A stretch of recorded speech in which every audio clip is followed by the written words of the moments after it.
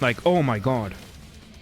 I don't know if you've seen, I love the Harris campaign because it's the first time I've seen a country political campaign run in the United States, like full on.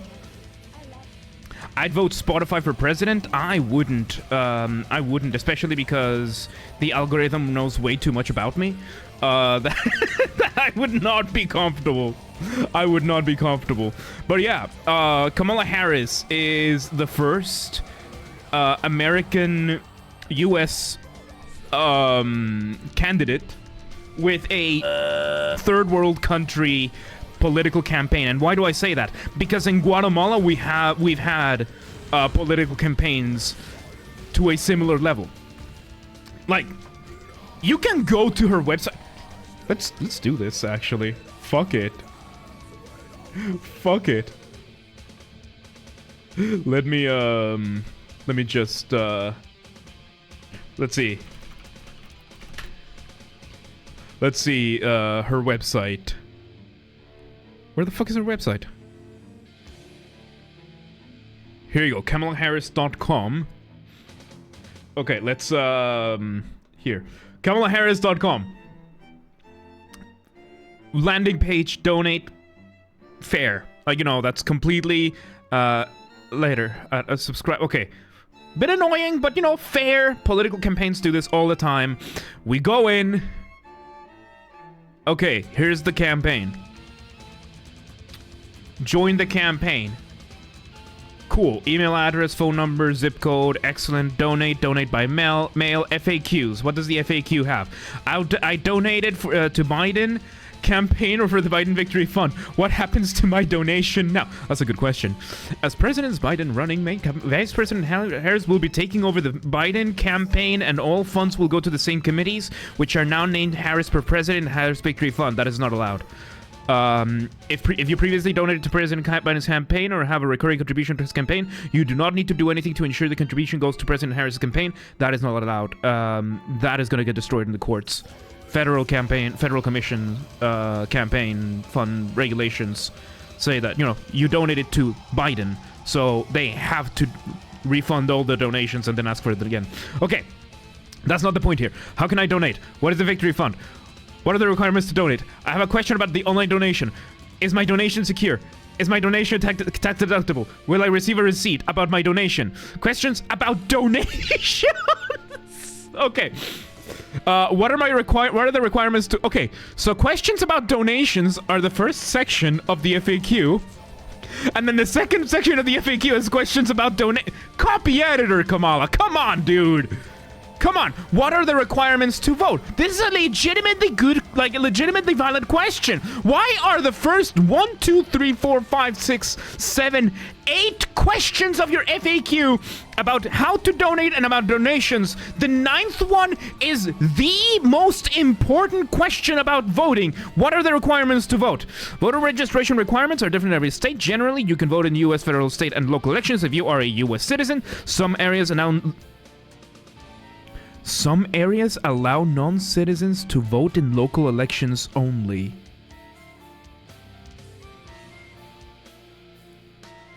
Holy fuck, dude! I was not expecting this. Dude, what the fuck? No, you shouldn't be allowed to vote in local elections if you're not a citizen. Like, I guess if you're a permanent resident, maybe, but that's different. Meet your state's residency requirements. In some states, you can be experiencing homelessness and still meet these requirements. Fucked, but okay. Are at least 18 years old on or before election day. In some states, you can register to vote before you turn 18 if you will be 18 by election date. Fair enough. Are registered to vote by your state's registration deadlines. North Dakota does not have a voter register. Dude, some areas allow for non-citizens to vote in local elections only. Why are you saying this for the presidential election? This is for the presidential election. Questions about volunteering. Other questions. How can I update my contact information? Who do I contact? My question has not been answered. I never received my order from the store. Who should I contact? What are your policies? What are the policies? What is the campaign? What is the campaign's manifesto? What are the policies? Give me a policy. Let's see. Meet Kamala Harris. Meet Vice President Kamala Harris. I'm surprised the Trump administration hasn't spoke up about this. I think it's because nobody has bothered to really look at Kamala Harris's website. Because it's, look, in general, this is like my website that I haven't finished has a better Squarespace template than this, dude. Like, this is embarrassingly bad.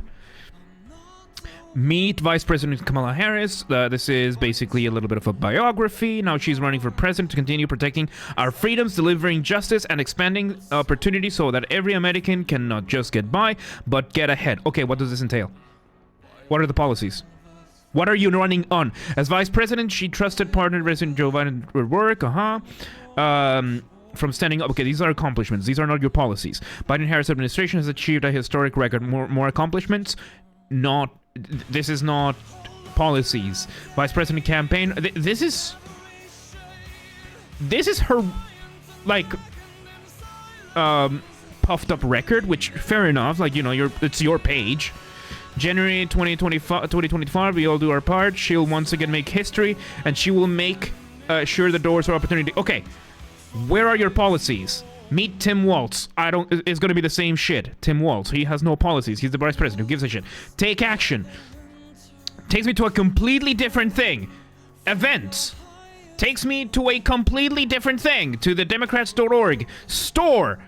Donate. Where the fuck are your policies?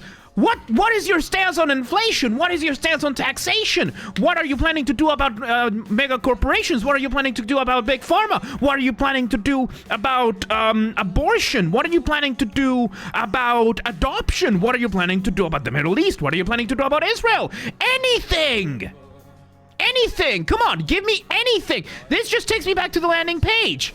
This takes me back to the landing page!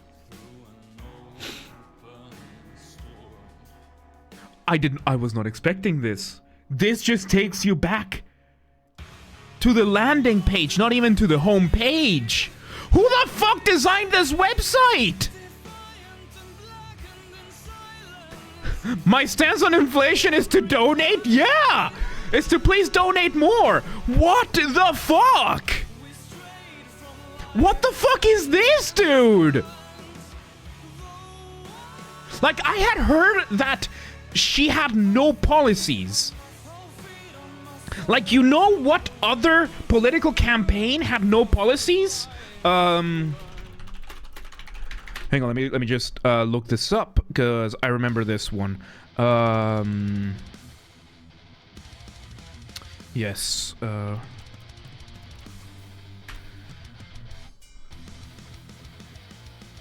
ORNG.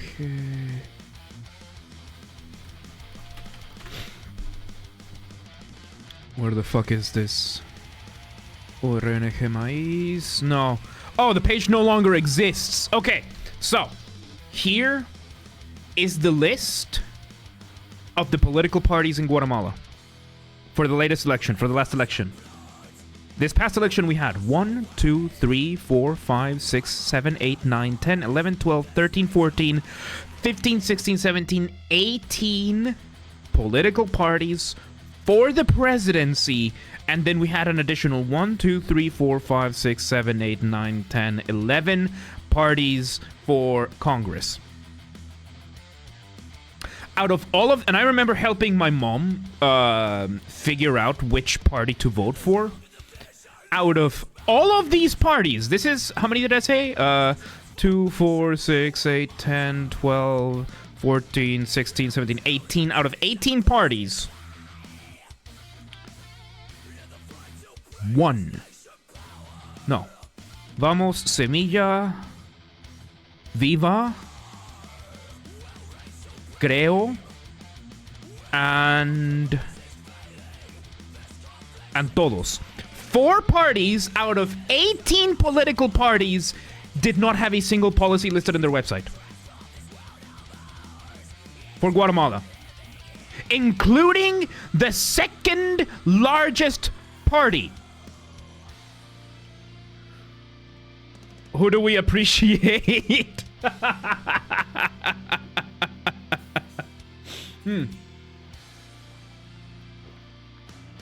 So, this was Guatemala, and this election was last year.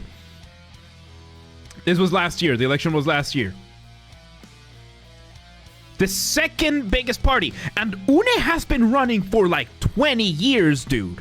They even got the presidency once, and they still don't have any policies. They still don't have any policies. What the fuck are your policies? And I'm gonna tell you why they don't have any policies. Any policies that Kamala Harris might put in her political campaign, anything she might write down, has to bench on change. Because if you tell the Americans we are going to keep doing more of the same, not only are a bunch of Americans gonna be like, no, fuck that, I'm gonna vote for Trump, some of them might actually bring out a fucking guillotine with how you're running shit to the ground. Like, I'm not advocating for anything. I'm just saying what I think is gonna happen. So either your policies are to keep doing the same things we were doing with the Biden administration, which is not fucking working, or we run on we are going to change things. But if you are running on changing things, you are the current vice president, and we know that the current president is pretty easy to manipulate, so why are you advocating for changing those things next year or in the next 4 years if you win, and not doing it now while you are already the second in command? I think that's why they're not listing any policies, because it does not matter what they put. There's nothing. There's nothing. This is a transitory. They can't do anything with this. I think that's why they're not listing any policies. Because they can't win. Let's be fair here. Let's go check Trump 2024 website. All right. Trump 2024. Trump Vance 2024. Make America great again. This is a message from Donald Trump. The left thinks that if they bury me enough with... The left thinks that if they bury me with enough witch hunts and intimidate my family and associates, I'll eventually throw up my hands and give up on the America First government. Let me be as clear as possible. I will never stop fighting for you. Donate to make America great again. Perfect. Excellent. And Kamala just raised over 310 million. She did not. Okay, cool. X. Right, he just did the thing. Okay, this is the landing page. Very cool. Now, take me to Trump's website, please. Where the fuck is... Why... Okay. Why is Donald J. Trump... How the fuck is your website worse? I'm retired. Checkbooks. Okay, so this is really cool and everything. I want to see... Donald Trump's website. I want to see the policies. Come on. This is DonaldJTrump.com. Lands you on the secure WinRed Trump National Committee JFC thing. I can't click. I can only click for donations. Trump, count me in. Make this a monthly premium donation. This is going to take me... Oh, to donate an additional 0 automatically. Okay. Okay, this is entirely just fear not, complete no donation. I'm not doing any donations. I just want to see... Okay, Agenda 47. Let's see what this is. Verify. Okay. So your landing page didn't take me to the landing page. Fair enough. Okay, we're gonna change the subject of the stream to just chatting for now. Like we're gonna jump to just chatting for a moment. Because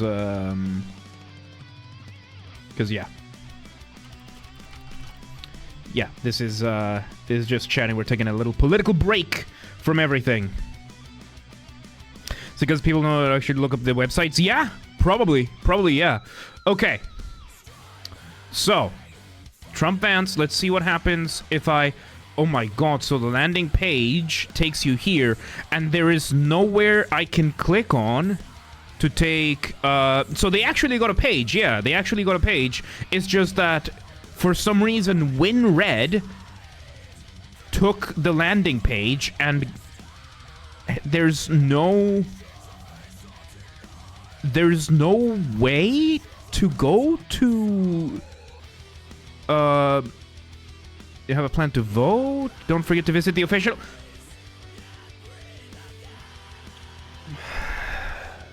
Dude! Why? Okay, I understand that you have this. There's all this open space over here that you could have populated with this left side column, like the American flag and the X Twitter is very nice. It's so nice. Oh, this is my favorite song from Spires. So nice, very nice, but you could have populated this a little bit more over here, like just fill it a little bit wider. I think you could have done better, or make it this a little bit more interesting. I think this is not the Trump campaign. I think this was WinRed, and it's one of the lamest things I've ever seen. Why is okay? If I go to interested in volunteering, join. Okay, so at least this actually brings us to the link. Why the fuck are these links not up here? Is this site exclusively made for... it's probably made for phones, actually, yeah. It's probably made for phones. Because this is embarrassingly bad. Like, this is a worse landing page than the Kamala for President. Because for Kamala for President, at least it doesn't have it doesn't feel cluttered. Like, it feels user-friendly. This is just bad. And this is WinRed, so I am gonna give them the benefit of the doubt that they outsourced this to WinRed, which just begs the question, why the fuck are you outsourcing this to WinRed? It's a bunch of Republicans who don't know what the fuck they're doing. So, big no. Just don't even consider that anyone here would go on desktop. Pretty much, yeah, but patriotism, yeah, as I said, American flag, very nice, so nice, very beautiful, the most beautiful flag in this world. So nice and very lovely. But still, like, give me something over here. Like, give me a chance. Like, Trump Vance, this image over here should be clickable to take you to the website. This is not a difficult concept. Like, all you have to do is change it so that you click on this picture, you click on Donald Trump, you click on the message, you click on anything here, and it takes you to the platform. Love Souvenirs, Love Souvenir has been my favorite song from Spire since I first heard it. We were listening to it on stream, and I have yet to listen to the rest of the album. I have yet to listen to any other Spire songs, because this is the only song I've been listening from Spires since. That's how much I love this song. I kid you not. From the day I first listened to it, I've listened to this song at least 400 times. At the very least. Like, I listen to it when I shower. Twice when I shower, because it's a good timer for me. I listen to it throughout my day at work several times a day. I've listened like several hundred times. I invite you to see The Wall, but mostly The Lighthouse is actually complete. Also, politicians don't know about cyberspace. Yeah, I know. There are so many other songs. I have listened to this specific song hundreds of times. I love this song. Okay, so these links should be a little bit higher up here. You still haven't I'm stuck in this song, dude. I am stuck in this song. Like, I know the other songs are brilliant, because I do not doubt Adrian and Jack and Pete. I'm stuck in this song because I love this song so much. Okay, so back to Trump Vance. Horrible landing page. Like, the point of landing pages, and this one is also a mistake here for Harris Waltz, that clicking the name should cycle you back and forth. Like, these should cycle you back and forth. So that's big no-no from both. Okay. Text Trump to whatever. Okay, it's trying to open the phone. Yeah, these websites are made with phones in mind. Okay, read. So here we have the platform. Okay, cool. This is the platform.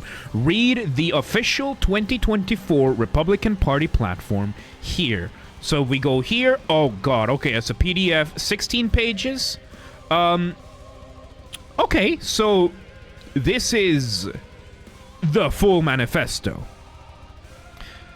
Cringe. Don't put exclamation marks on your title like this if you're not gonna do any design, but that's besides the point here. Okay.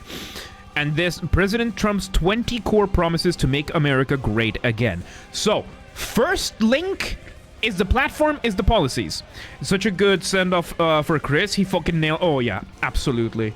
Absolutely. I'm gonna miss Chris. I'm absolutely gonna miss Chris. I don't even know the name of the new guy. I know he's gonna do great.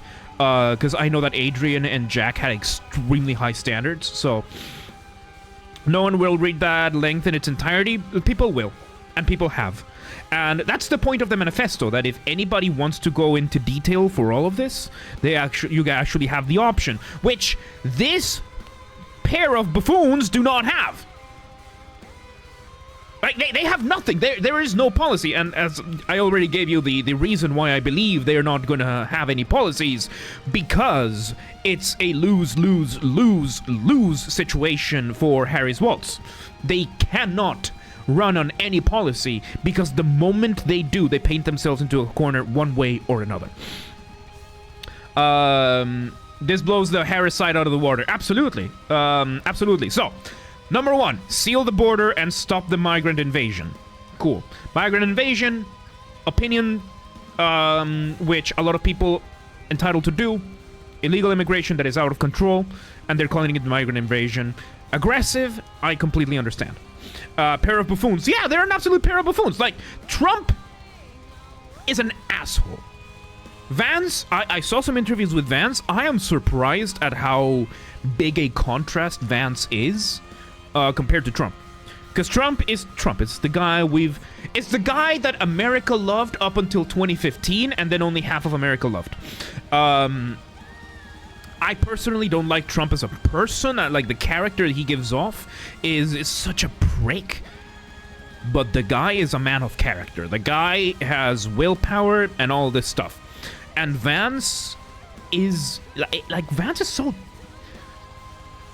He's Gen X. He's just Gen X. That's how I see it. That's how I see it. Okay, so seal the border and stop the migrant invasion. Again, migrant invasion, wording, semantics. We can get into our argument. Fair. You can make this as an opinion statement. You go.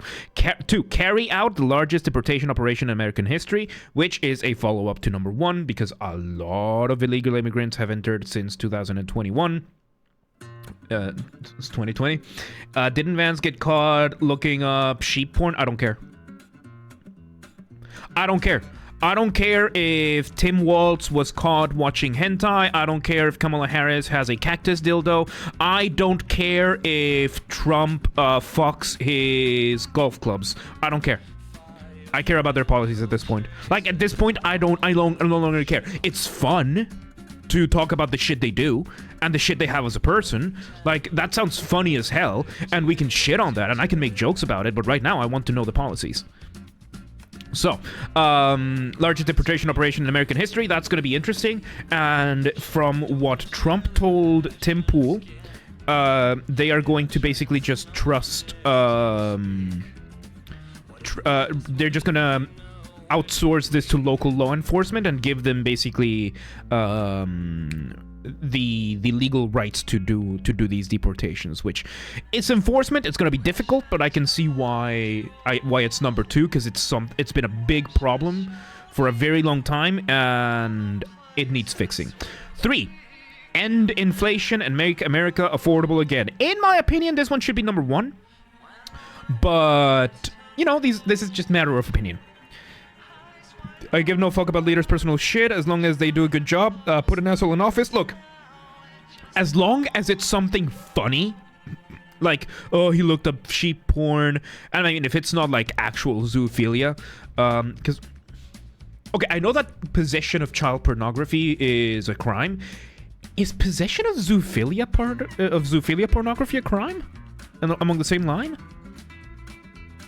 I don't want the answer to that. I honestly don't want the answer to that. But it's a question, right? Because it's one thing to look sheep porn, it's another thing to look kitty porn. You know? So as long as it's, you know, Is what Vance did legal? Okay, is it moral? Maybe not. Is it legal? Yes. Okay, I don't give a shit. Okay, same with these other two. Did Kamala Harris suck her way into the office? Is she a fucking redney? Is it illegal? No. Okay, I don't care. I don't care then. Okay, she's a fucking whore. This guy's a fucking loser. I don't care. Did this guy lie about his deployment in to Iraq? Okay, that is stolen valor. That becomes a bit of a more contentious issue. Is it illegal? I don't think so. I don't care. I care that he's a liar in that sense, that he would be willing to do stolen valor, but at the same time, these are politicians. Lying is like breathing. So I don't even know if zoophilia is a crime until now. I know that it's a state-by-state thing. I think it's a I don't think there's a federal thing for zoophilia. I think it's a state-by-state thing. Don't take me at my word for that. I don't know. And I am not gonna Google that right now. I am not gonna Google that. Okay, so end inflation, make America affordable again, which it can be done via make America the dominant energy producer in the world by far, because a lot of the inflation has been driven by oil prices, and if you just start drilling, it's gonna bring the energy prices back down. I know that it's not the most environmentally friendly thing to do, but it is what is necessary. I am confident that if prices go down, that if production goes up, then that if oil production goes up, the research and development of environmentally friendly energy and everything will start going back up, because companies like ExxonMobil and Shell, these companies have been investing in renewable energies because they know that at one point we are going to run out of oil, and when that happens, they need to figure out a way to stay on top. Like, I guarantee you, Exxon is going... The moment oil starts becoming less viable, Exxon is going to be the first one to be funding fucking fusion energy and nuclear energy. I can guarantee you that. The point is not to make oil, the point is to make money and to stay on top. Think about it that way. These companies do not want to destroy the planet. These companies want to stay in the energy sector. They want to provide energy. And the moment their energy becomes less viable is the moment they're going to switch it up. It's that simple. The money is all that matters, yes. All the characters saw is winning impulsive vote, which is probably the majority of the votes. And right now, for example, we're going to get to this in a second. The whole attack that I've seen from the Democrats that, oh, J.D. Vance is weird. That's a distraction. And J.D. Vance was absolutely brilliant in deflecting away from, okay, they called me weird, but here are the policies. Because that's what you need to do. You need to press on what they're trying to avoid. Because the moment you press the Harris Walz campaign on policy is the moment the whole thing crumbles. The whole thing crumbles the moment you push back on any of their policies. Any of their policies. Because it's not the fact that they have bad policies, is that they can't have any policies. Because as I went earlier before, if their policy is to keep things going as they are, yeah, you're gonna bring everything underground. You're already driven everything to the ground. You're just gonna take everything even worse. Not an option. But if you run on a campaign of we're gonna change X, Y, and Z, Kamala, darling, you're already vice president.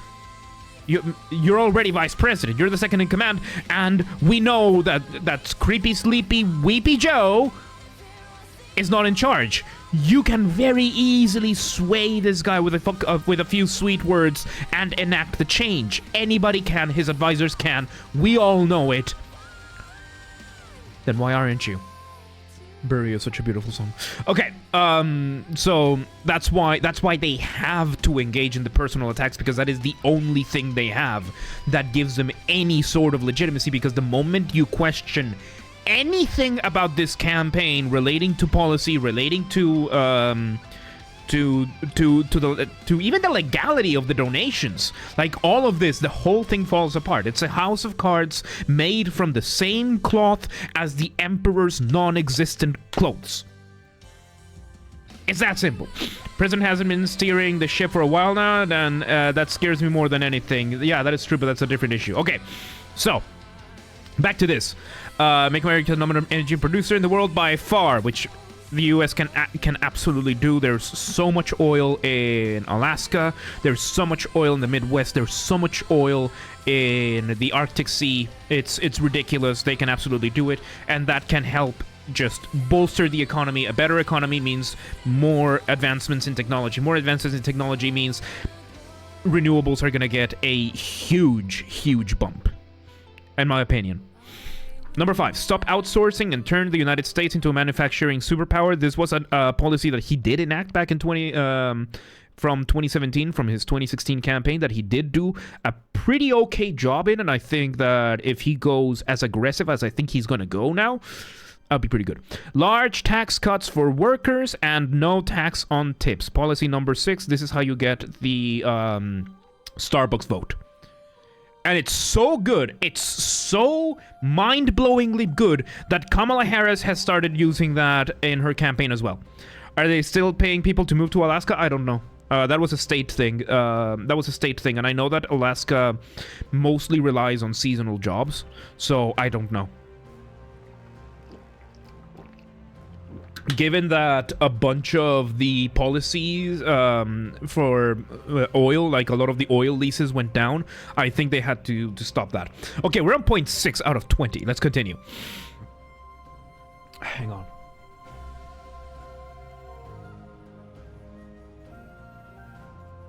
There we go. I forgot to do this. All right. That was me, not you. The Discord sound. Okay, number 7. Defend our Constitution, our Bill of Rights, and our fundamental freedoms, including freedom of speech, freedom of religion, and the right to keep and bear arms. Cool. I know that some people would argue that this should be number 1 because, you know, you want to make sure the... Man, Adrian's voice, dude. And many people will want to make sure that... that you want to protect the Constitution, that you want to do Constitution, but then again, this whole thing is for the people. Slightly different angle. Matter of opinion, I don't disagree with the policy. I am a firm believer of American Second Amendment and American First Amendment. I think those things are 2 of the best things to ever happen. And I think the Second Amendment is a necessary evil. Not gonna lie, this song is perfect for this topic, I know, right? 8. Prevent World War III, restore peace in Europe and in the Middle East, and build a great Iron Dome missile defense shield over our entire country, all made in America. There is new technology that is going to replace the Iron Dome soon. I am very excited for that one because it's laser-based. So that's energy weapons. We already have some energy weapons, and Israel, I don't know who is developing it, but I've seen that Israel is going to try to do this because then it brings down the cost for bringing down a missile from something ridiculous like $100,000 per missile taken down to $20, because then you just turn on the laser and it just blows up the missile on the spot, and that's it. So really cool stuff. And of course, the best argument that Donald Trump has right now, like if we're going to be objective, is that we already saw a term of Donald Trump as president. Why did Russia not invade Ukraine while Donald Trump was president? If you want to claim that Donald Trump was the puppet of Putin, then Donald Trump would have set the stage and Putin would have just invaded. That's simple. And if you want to argue that he would wait 2 years and 2 years into the next presidency to invade when Russia would be in a very desperate position, then that's a little too much. Hamas did not do anything. I do think that the whole conflict, you know, I have my opinions on the Israel-Palestine conflict, and nobody likes the answers that I give, so right now we're going to focus on this. With what he did with the Abraham Accords, he could certainly do peace in Europe, though the assassination attempts will likely increase since certain interests didn't want that. Absolutely. And yeah, that's some Tony Stark level shit. I know, right? It's so cool. It's so cool that we are here technologically wise. So I do think Donald Trump could absolutely do it, mostly because the guy is extremely aggressive. And Donald Trump, if there's one thing, one quality that you know Donald Trump has that I highly doubt any other human being in history, like if there's one thing Donald Trump is the best at in human history, is the art of negotiating. I highly doubt anybody is as good as Donald Trump, I would argue in human history, nobody has been as good a negotiator as Donald Trump. Maybe Cleopatra as a distant second. Do not forget, Donald Trump, yes, he was born with a silver spoon in his mouth. Yes, he was given a massive advantage by his small loan of $1 million from his dad. The guy managed to make his last name something people pay literal millions upon millions to put in a building. He turned his name into a brand almost to the same level of Jesus. Like, the difference is that the church doesn't charge you for putting Jesus in whatever. This guy does. And you don't do that without being extremely skilled at negotiating. The guy knows how to negotiate. The guy managed to persuade fucking Kim Jong-un from North Korea, the leader of North Korea, into sitting down with South Korea. At all. The fact that he managed to do that at all, that speaks to the level that he is at in terms of negotiating power. The guy knows how to negotiate. And if you think he doesn't, it's one of those... Spiders. If you are one of those people that believes that Donald Trump is just a bumbling idiot that doesn't know what the hell he's doing, you are missing and you are underestimating this man to no extent. The man is a brilliant negotiator. Trump Republican Jesus, with how he has been, with how things have gone for him, he might be. I don't blame people. Like, there's all the memes of the God Emperor of Mankind, Donald J. Trump. So, you know, all that stuff. I've been watching Deadpool and Wolverine too much. That's okay. I haven't seen that movie. I know that it's a pretty good movie compared to everything that Marvel has put. But yeah, if you are somebody who opposes Donald Trump and you believe that this man is a bumbling buffoon, that is an absolute idiot, that doesn't know anything about anything, and that he just happened to arrive to where he's at, you are sorely mistaken. You are underestimating this man, and you are underestimating his ability to negotiate. This is a guy that could sell water to a fish. This is a guy who could... I know that this is an exaggeration, but that's the level of negotiator this man is. And I know a lot of people will disagree, but don't forget the name Trump is, at least up until 2015, was one of the most sought after brands in the history of the world. The guy made an empire, an economic empire for himself just by using his last name. Like, with his last name. That is extreme, like, that just speaks volumes. So, don't underestimate this man. Don't underestimate this man's ability to negotiate. That's simple. Okay. So, prevent World War III. Number 9, end the weaponization of government against the American people. Sure. We've seen all the cases against him, and a lot of them are being thrown out as unconstitutional because the appointment of the prosecutors was unconstitutional. Therefore, the whole thing just crumbles down. And many of the cases are political witch hunts. Despite the merits that some of them might have, the timing and the way that they were carried out, the way that they were rushed, the way that they were timed, absolutely, I don't think there is too much of an argument against saying, because you can yell at me, convicted by a jury of his peers all you want, but there was the one federal judge that dismissed one of the cases because the prosecutor, which is the same prosecutor, or not prosecutor, attorney general, general prosecutor, I don't know, one of these district attorney, one of these, the one that was in charge of filing a bunch of these, turns out his appointment was unconstitutional because he wasn't even in the initial pool that you're allowed to have for New York. So all of these cases, the 34 convicted felonies, which technically he's not a convicted felon. This is one of the things that I don't understand about America. Convicted felon you do not become officially a convicted felon upon conviction. You become an officially convicted felon upon sentencing. That makes no sense to me, but that's how the system technically is. But the system has absolutely been weaponized, especially for Donald Trump and the innocent people of January 6th. I'm not saying that all people in January 6th were innocent, because they were absolutely half of them, a good half of them, rioters.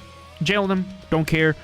There was another half on the other side, absolutely innocent, ushered in by the police, and some of them rotted in solitary confinement for way too long. That's weaponization of the government, against innocent people. Absolutely unacceptable. And this needs, I would say he doesn't need to just end the weaponization of government. He needs to hold these people to account and prosecute for crimes against humanity, because some of these people were put in solitary confinement, which, not very nice. January 6th was a riot of idiots, mostly, and BLM did far worse in other cities and Antifa. And yeah, that's a two-tier system, which is something else that he should absolutely, but that's more of a local thing. But I think he could figure out a way to bring it away. Anyway, 10. Stop the migrant crime epidemic, demolish the foreign drug cartels, crush gang violence, and lock up violent offenders. Okay, the migrant crime epidemic, absolutely. This is going to be part of step 2. So this is a little bit of a slightly redundant, but I can see why you would make it a point at all. Ooh. Iced Earth. Yes, hell yeah. I can see why you would make this a point at all. I completely understand, because there is, especially in the South, there's a lot of crime being committed by illegal immigrants. I wouldn't call it migrant crime. I would call it illegal immigrant crime epidemic, because these are not regular migrants. These are not legal immigrants. These are not students under student visas. These are not workers under worker visas. These are not people under green cards. These are illegals who came in through the southern border or who were shipped in different ways that are committing these violent crimes.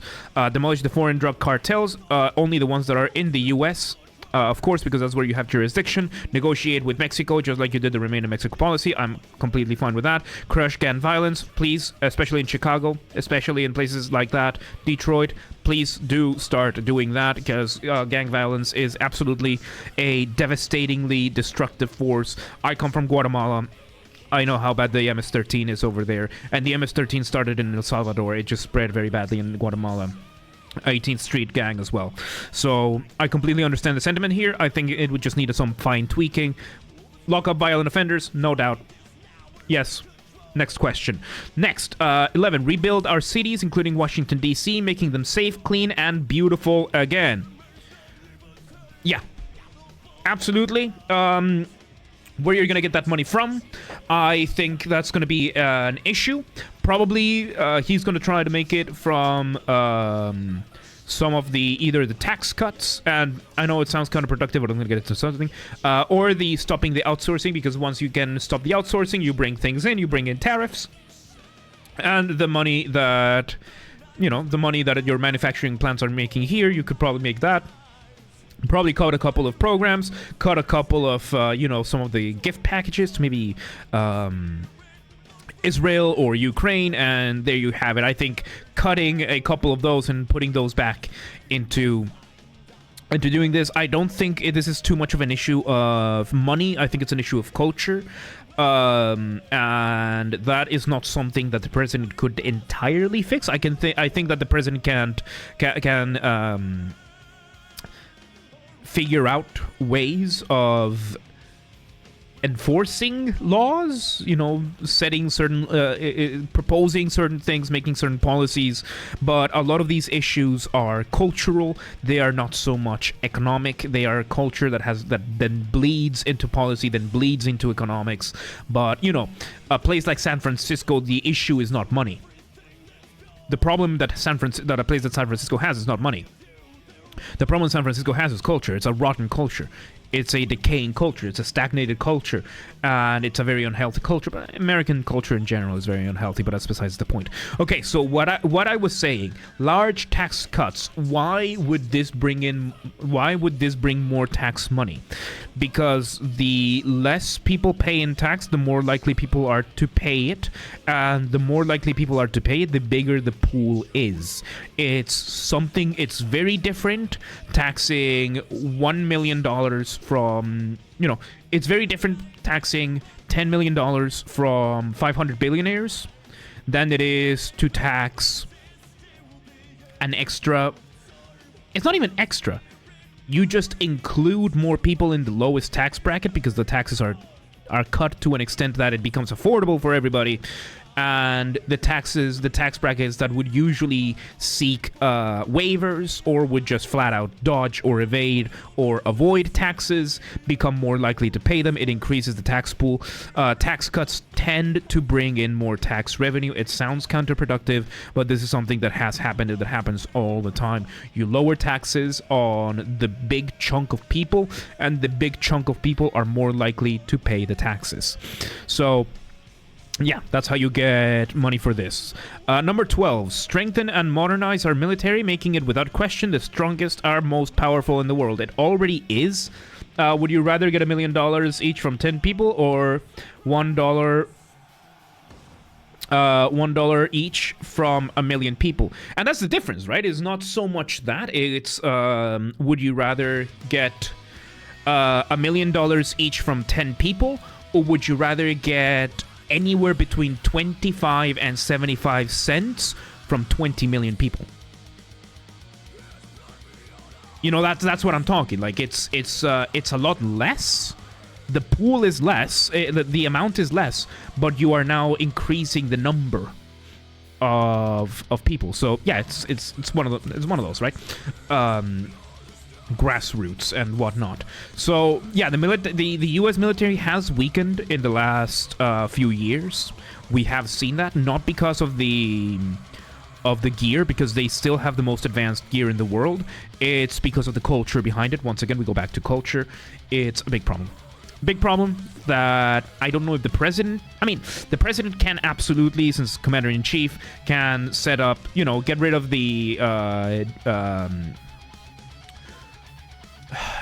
DEI policies, or they're not official policies, but get rid of that, get rid of the grievance studies, get rid of the grievance policies, get rid of all that. Those are not necessary in the military. You need the military to be ruthless, you need the military to be tough, you need the military to be strong, and not strong in the sense of you are transgender and you're strong because of it. The strong in the sense of the dude can carry 2 other dudes on top of him and run 3 miles with 2 dudes on his shoulders while bleeding. That kind of tough, that kind of strong, the kind of strong that makes people willing to kill other people, that brings you somebody that is willing to kill somebody else for the purposes of defending his nation. That is a very different type of strength, and that is a strength that militaries need to have, which is something that the American military does not have right now, or that it has been dwindling in. So I agree with the policy.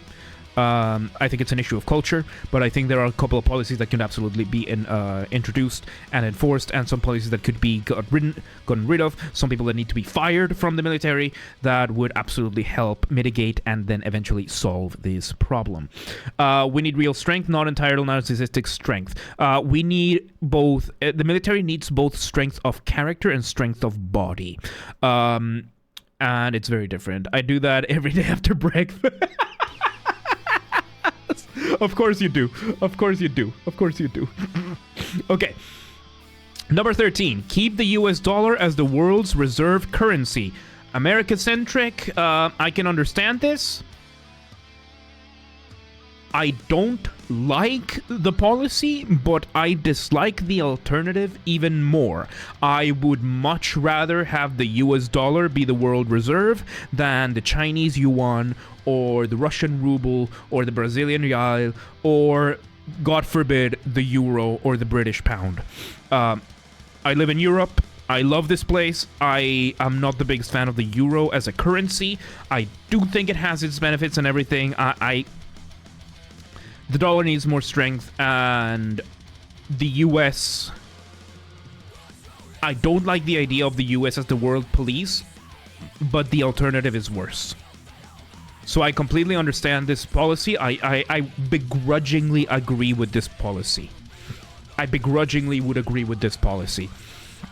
Number 14. 14? Number 14. Fight for and protect Social Security and Medicare with no cuts, including no changes to the retirement age.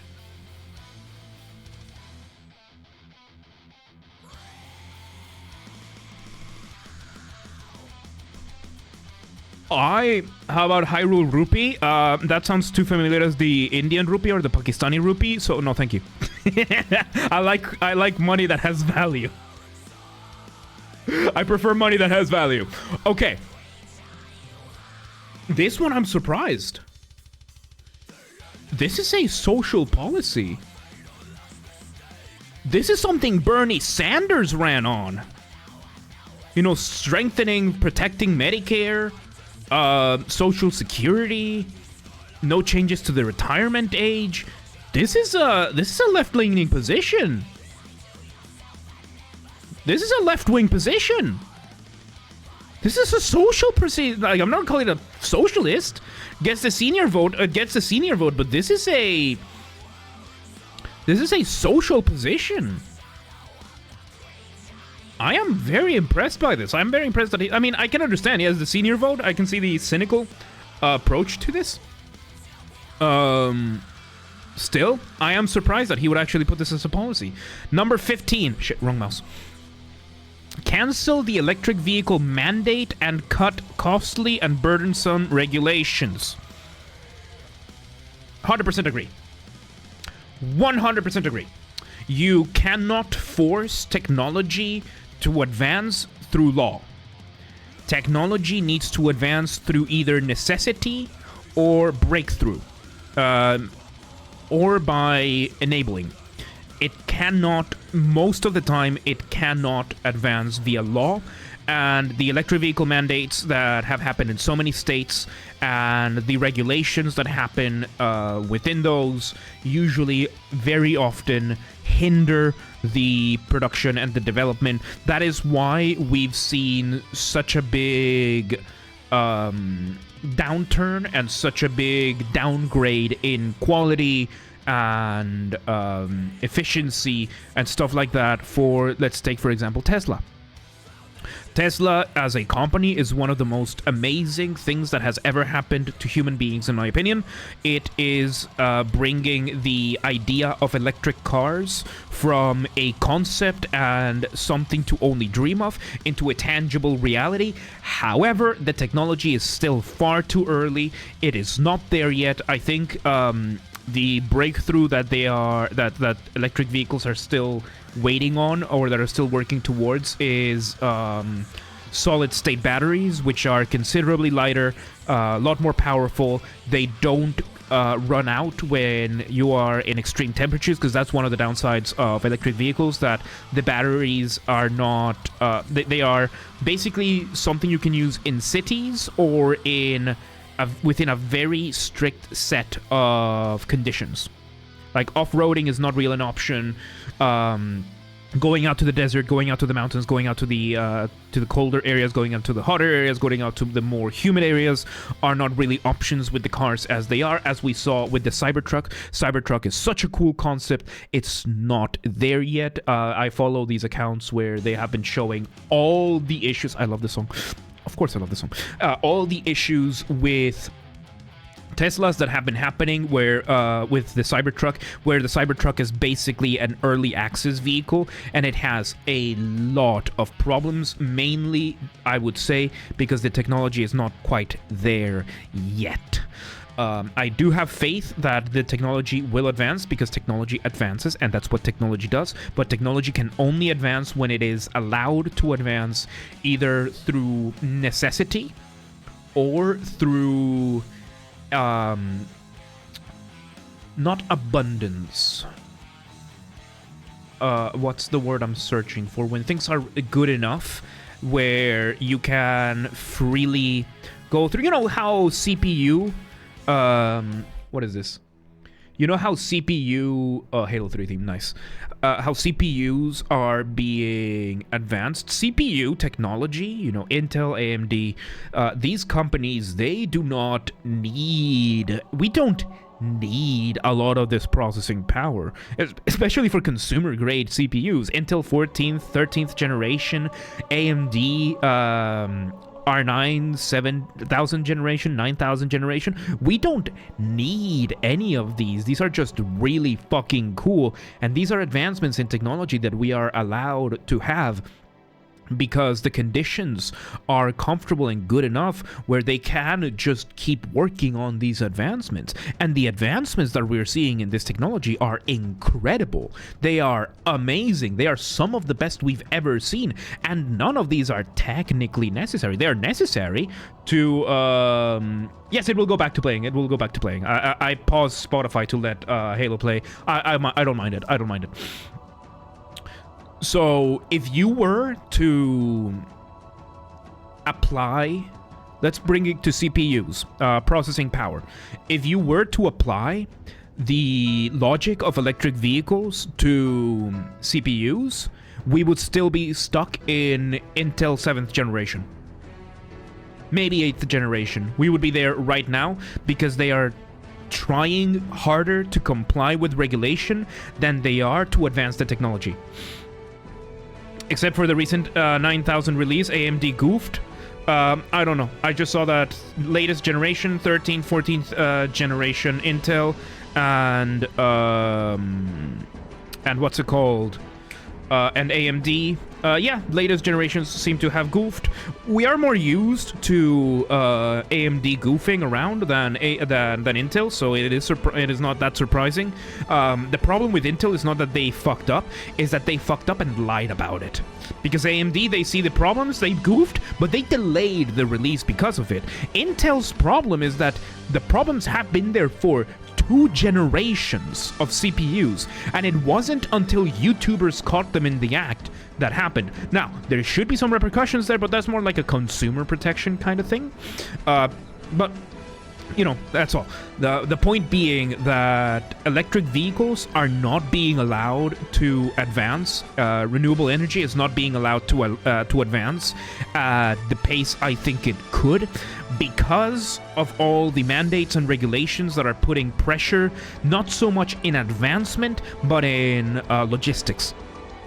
Because right now, the producers of wind turbines, solar power plants, they are not worried on creating the next generation of solar power or of solar panels. They are more worried about complying with their regulatory mandated solar plants. 9700, 9600, nearly the same as last gen. This happens a lot. This happens a lot. Every few generations, we are so used to seeing massive boosts in power that eventually we would see a stagnation like this. This has happened before, and this will happen again.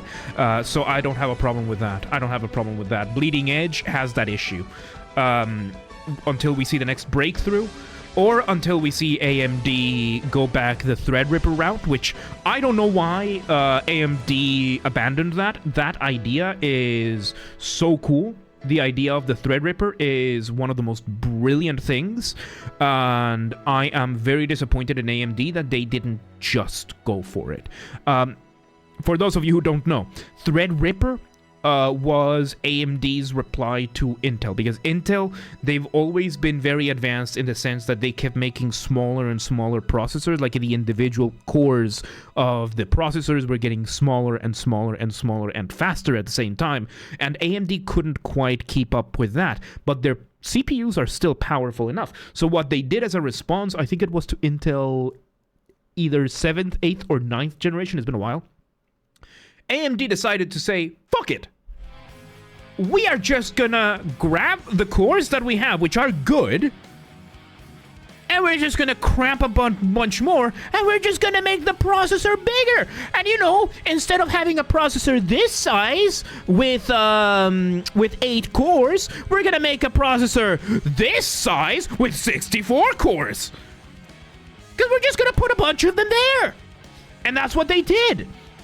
Because, you know, Intel had that, like, oh yeah, our CPU is this size, and it has 16 cores. And it was super cool. It's super cool.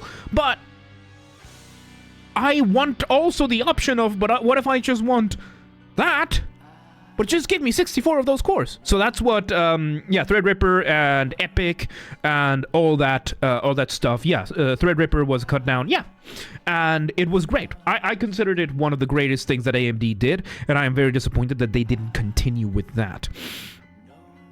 Back on track. The whole point is, these technologies have been advancing like that because they are allowed to advance freely, and they are allowed to just keep developing no matter what. And they're... Falco wasn't happy about it, though. I don't care. And... I don't care. He has his opinion. Good for him. I thought it was brilliant. And I can agree to disagree. So...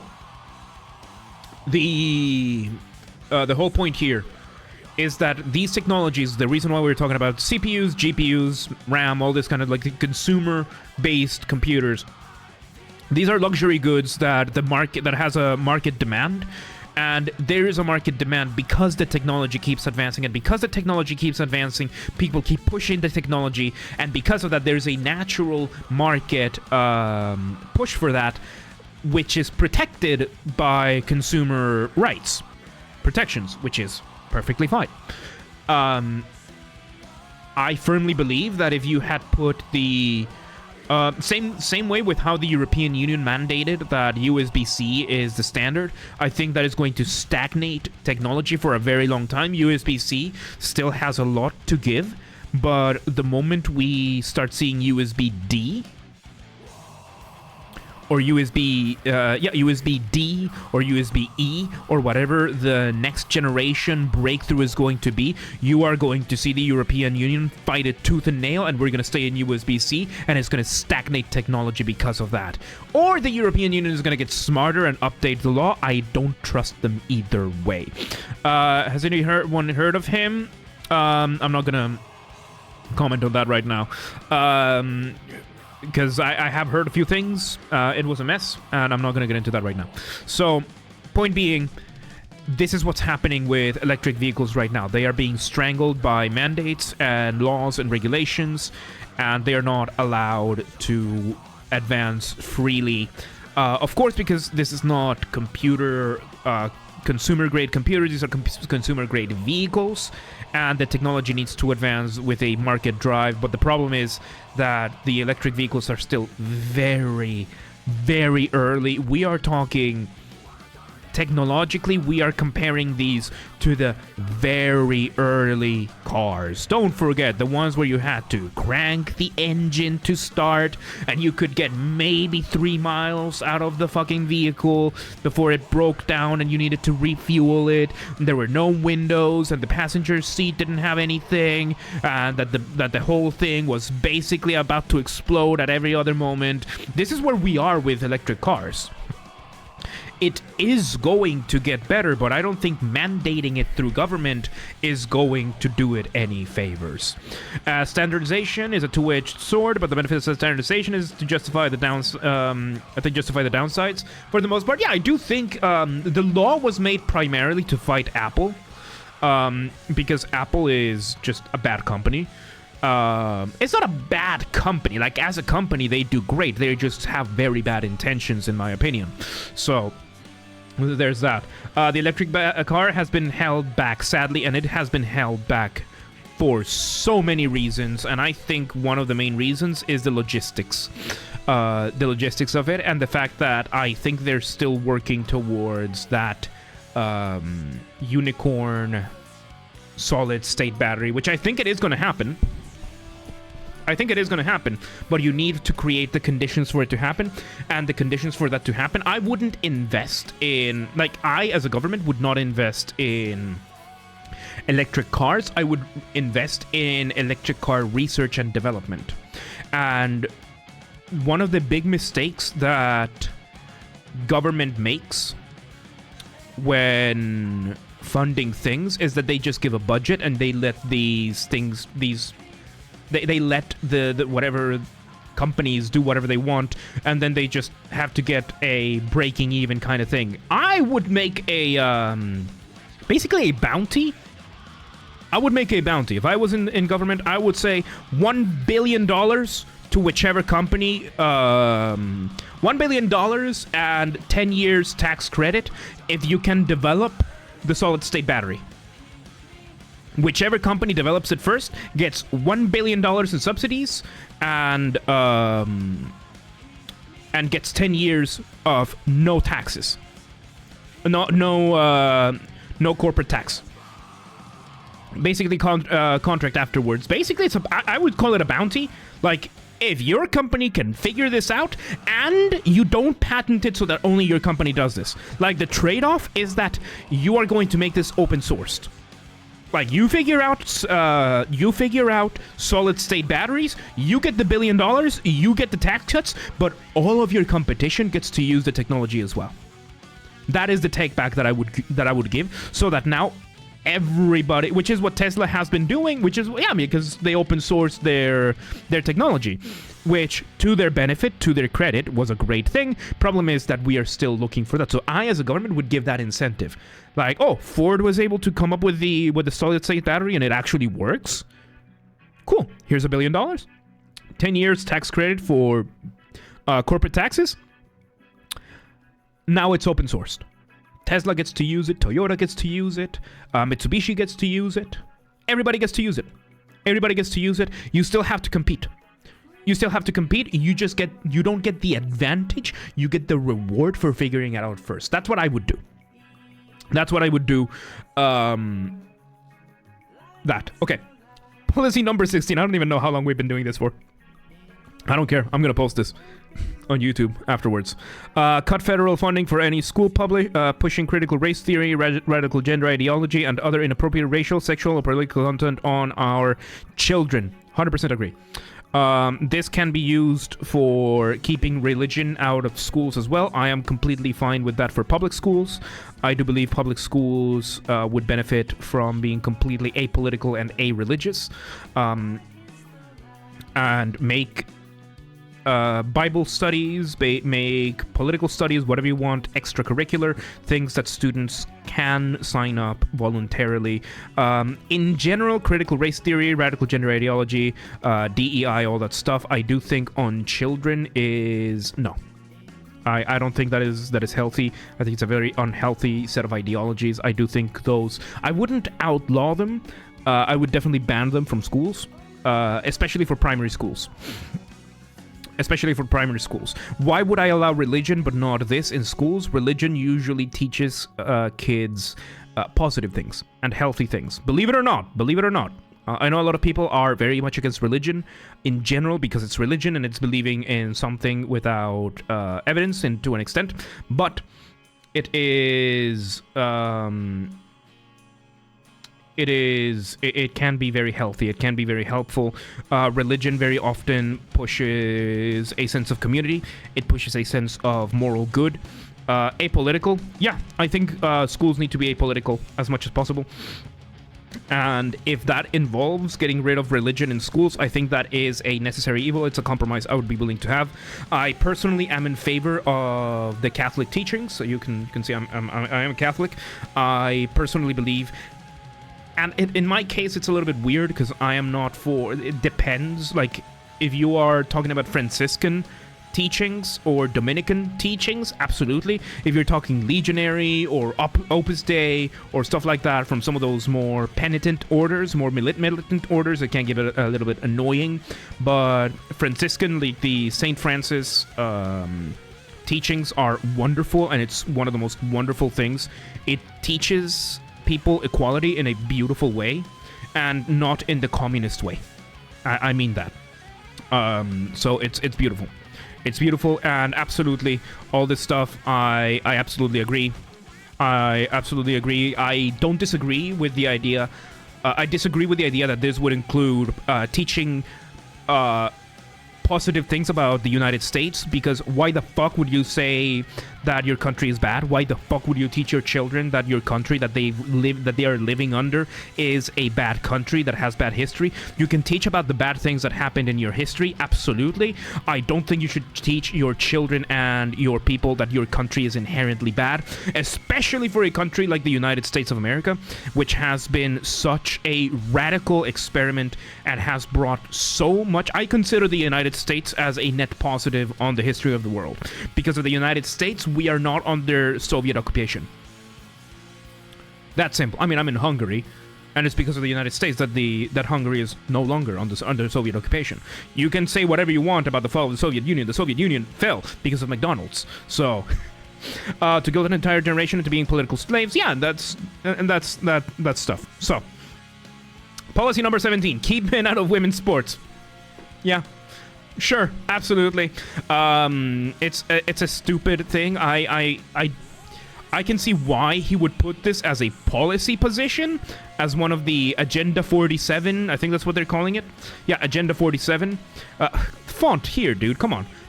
At least put a background like this, dude. What the fuck? Come on. Web design. I understand the contentiousness of this issue. I do believe.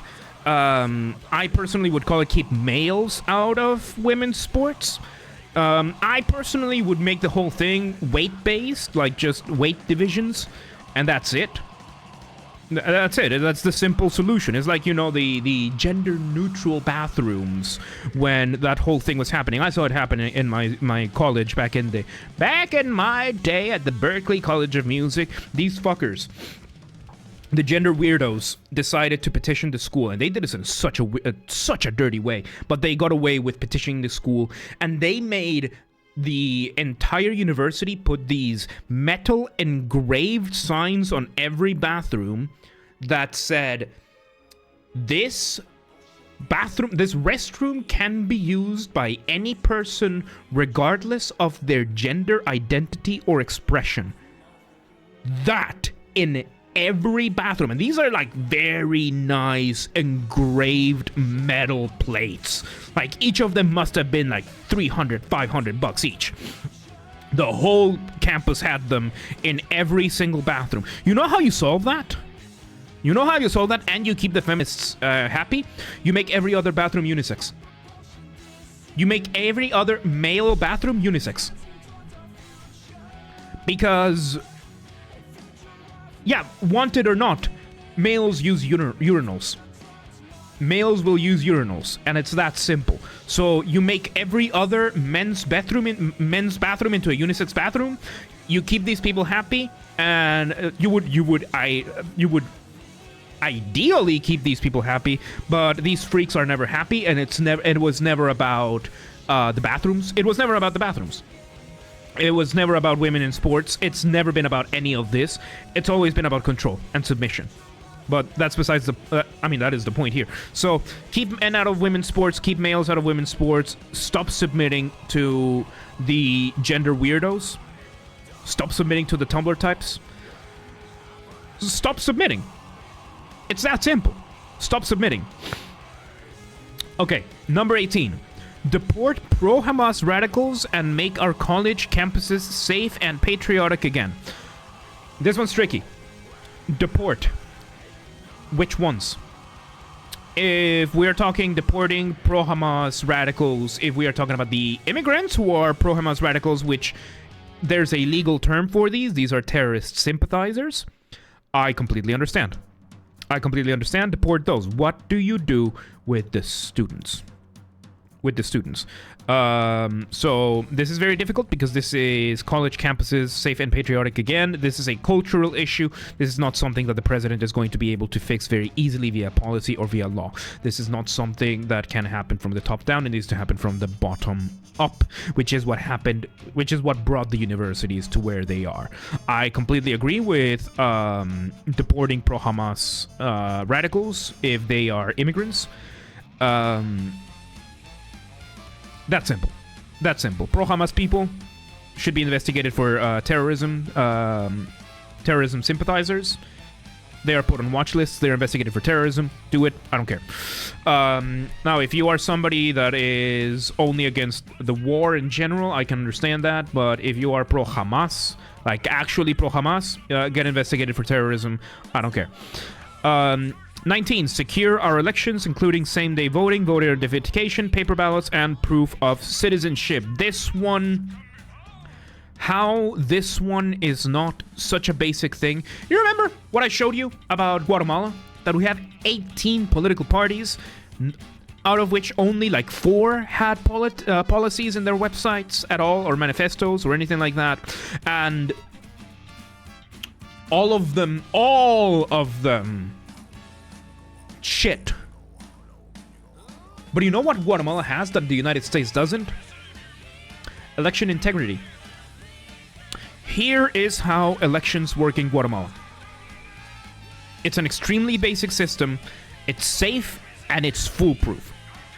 So, to register to vote, I think it's something like 6 months before the election, you have to empadronar. Empadronamiento, that's the name, which is to register to vote. For that, you need your birth certificate. You don't present an ID. You need to get a fresh birth certificate. And you have to present it to your local jurisdiction where you are registered to vote, where you would register to vote, and you are given a receipt. That receipt is basically 2 parts, and one part you're going to keep this receipt up until election day. This receipt tells you where you're going to vote down to the voting table. Like, it's going to give you the address, the number of the table that you're going to vote, and everything. Guatemala uses traceable paper ballots. Now, there is a big difference between something traceable and something trackable. Something trackable is done actively, proactively, and sometimes aggressively. Google tracks your phone. Facebook tracks your phone. Your location is turned on, your IP address is turned on, and it's being monitored at any given time. That is something being tracked. Something being traceable means it leaves a trail, means it's something that you can leave a path that you can follow if necessary. So what we have in Guatemala are traceable paper ballots. So you have your receipt, and the receipt is going to split in 2, basically. One part you're going to keep, one part you're going to give to the table. Now, election day comes. You're not allowed to, there's a dry spell, basically, for the weekend of the election, so you're not allowed to buy liquor to ensure that as many people stay sober as possible. You show up to the voting booth on the day of the election, and you turn in your receipt. They basically snap it in half. They put part of the receipt on the number of the ballot that you have. You're given a ballot with a number, a very specific number, and basically you have to either sign or fingerprint. No, you sign it at the start. Depends on how it is now. But point is, you keep half of the receipt for yourself, for your records, and then the other half is kept for your ballot records. You are given your ballot, and you go to the booth, you cast your vote, you fold the ballot, you put it in the... and before you can put it in the box, they tell you to stick out your left index. I think it's the left index. It's been a while. And they have this vat of ink that you have to dip your finger in, and this ink will not brush off, wash off with anything for at least a week.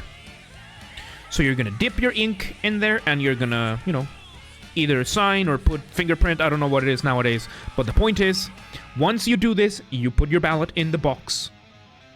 And basically they get to keep a record. You have ballot number 10, 15, 24, 24. That's your ballot number, and you have your record of that being the record. And if something happens, they can trace back the ballot going back to you by checking, okay, ballot 10, 24, 24.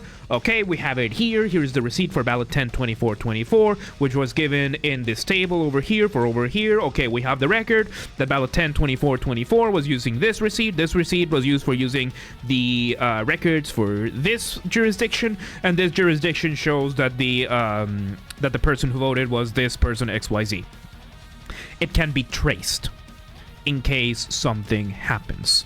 And you can't vote again because the first thing that they ask you when you show up to the ballot box, show hands. No gloves, no nothing. Show hands, show left hand. Is there ink on left hand? Yes. No ballot for you. The whole process gets invalidated if you have ink in your left hand. If you have the ink on your left hand. If you don't have ink on your left hand, go ahead. You can pick up your ballot. It's that simple, and it is election integrity. Guatemala has this, and this is one of the most primitive methods of voting security. And proof of citizenship with birth certificate. That's simple. Easy. If Guatemala can do that, and we don't call that racist or anything like that, the United States can fucking do that. It's just that people don't want to use it so that they can play dirty games. So I absolutely agree with this. 100%. 100%, no question about it. We do it in a shithole country like Guatemala. You can do it in the United States of America. And then, number 20, unite our country by bringing it to new and record levels of success, with more details on the full Agenda 47 manifesto that they have, the whole 16-page document. Okay, so I can see that some of these are not, you can't do online voting because eventually bots will decide the elections. No online voting either. No online voting either. No. Don't do that. That's a bad idea. That's a bad idea. So, a lot of these, I would say maybe 5 of these are not really policies that the president can actually enact, but that the president can advocate for. This one, number 20, is very vague. This one's very vague, and I think they just needed a number 20. They needed a number 20, which, here's a free policy. Here's a free policy for either camp. I have a solution for college debt and college for student loans.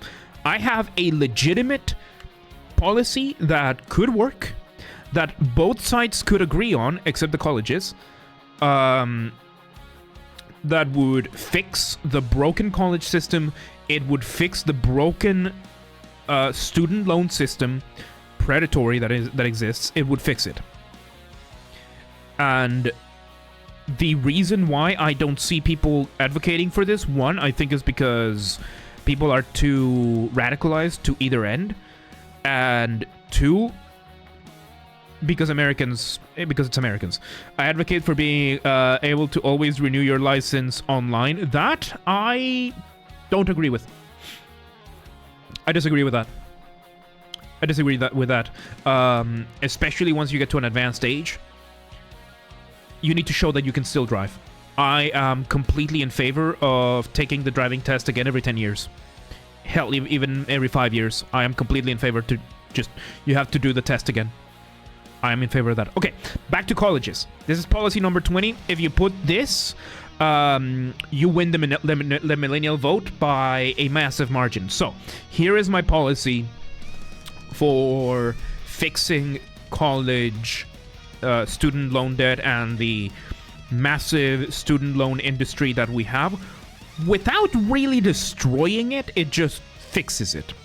So, Democrats and the left have advocated for the government paying back the student loans. Republicans and the right have advocated for, no, this is their personal responsibility. Nobody should pay for it. I advocate for the angle that people have not used.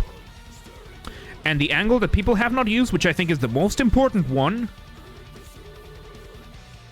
make the universities pay for it. And not in the sense of, oh, just forgive all the student loan. No. There are degrees that exist in universities that are legitimate degrees, that are really good degrees, and that are brilliant degrees that are necessary. Lawyers, doctors, engineers, computer science, coding, IT, all these degrees that are useful and that there are industries for and everything.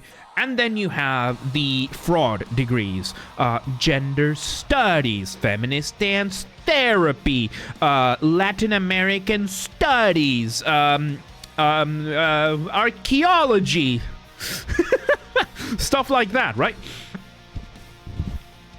That are there for the universities to take money from the students. They offer no professional skills. They offer no useful anything for the people.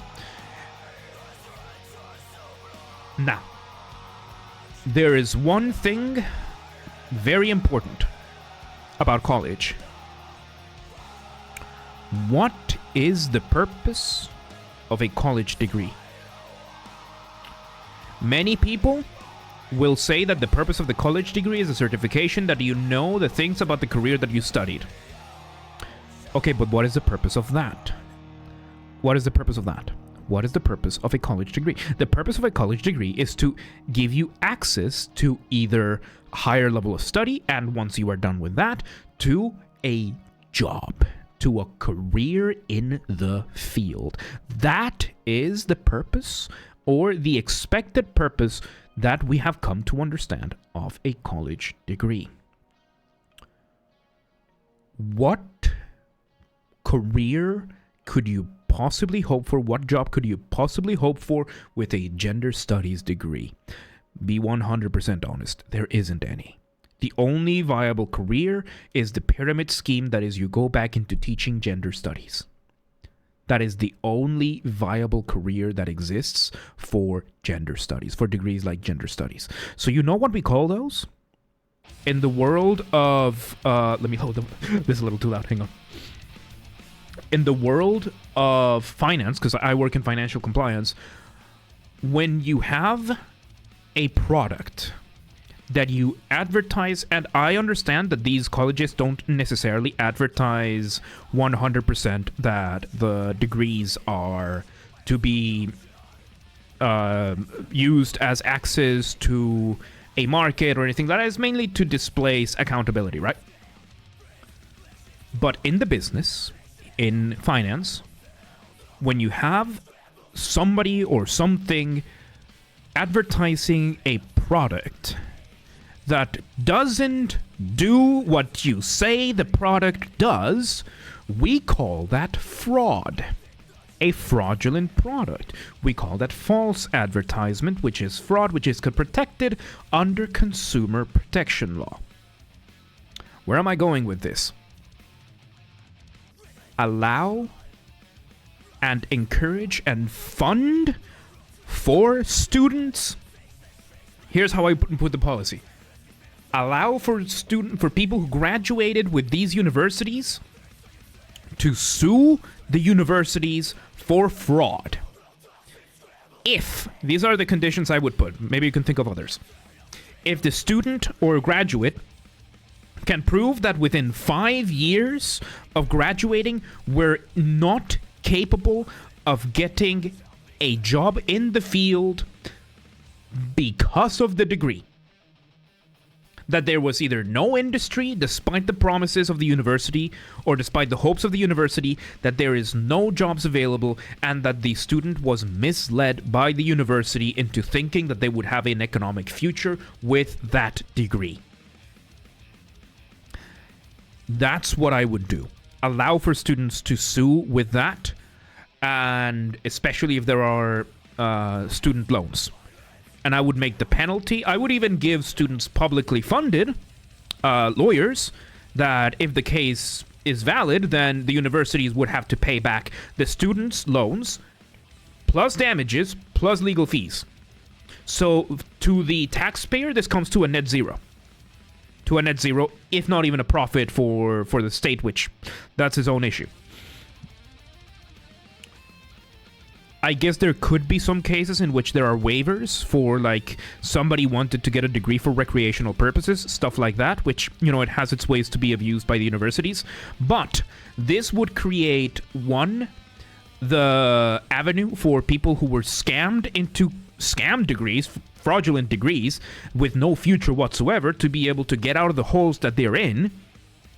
Two, it would prevent the taxpayer from paying for the whole loans, and it would give people second chance. It would get people that were frankly defrauded culturally, economically by these predatory loans into this.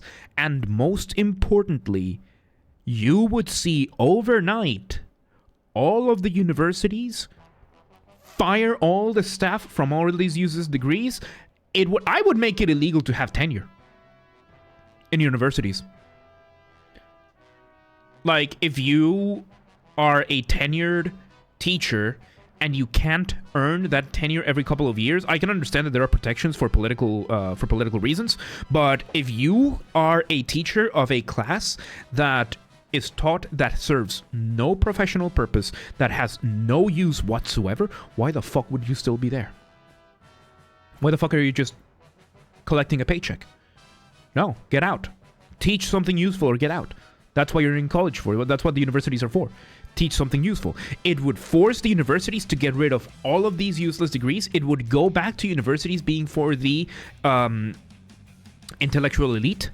So that if you're going to university, it is to get that secondary education and post-secondary education, to get that degree, to get that advanced courses, to get yourself into the market. And it would force the universities to put their fingers back into the pulse of the economy and see and keep up with demand.